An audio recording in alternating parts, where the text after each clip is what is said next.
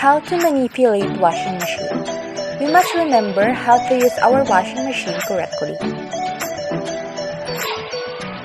First, check the wire of the washing machine carefully to see it is damaged or not before using it to avoid accident. First, plug in the wire.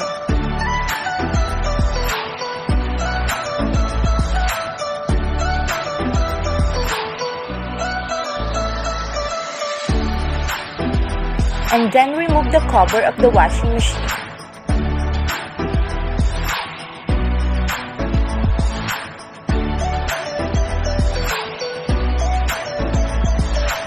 And turn the water flows to the washing machine until you get the right amount of it.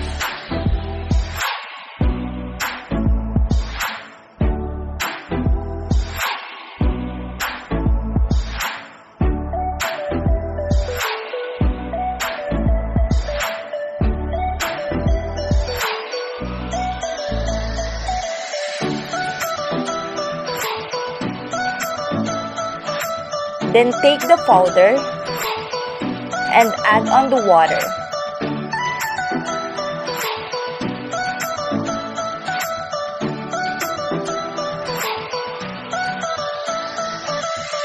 And then put the dirty clothes inside the washing machine. Then cover the washing machine again and turn the wash timer button up to 15 minutes and wait for it to finish. When the timer cycle is finished, it is better to remove the wire plug first before you do what you should do to avoid any incident.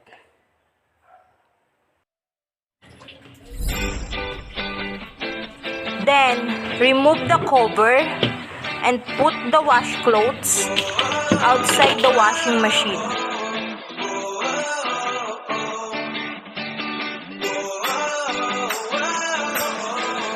After finish to wash the clothes, drain the dirty water.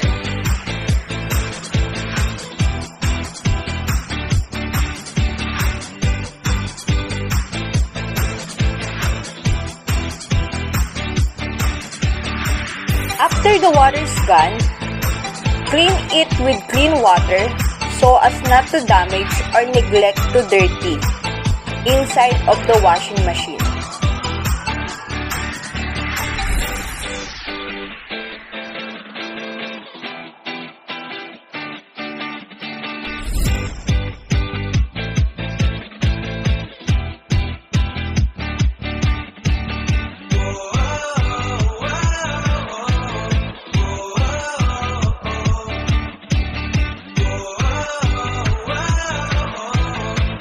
Then cover it again for the proper preservation of the equipment.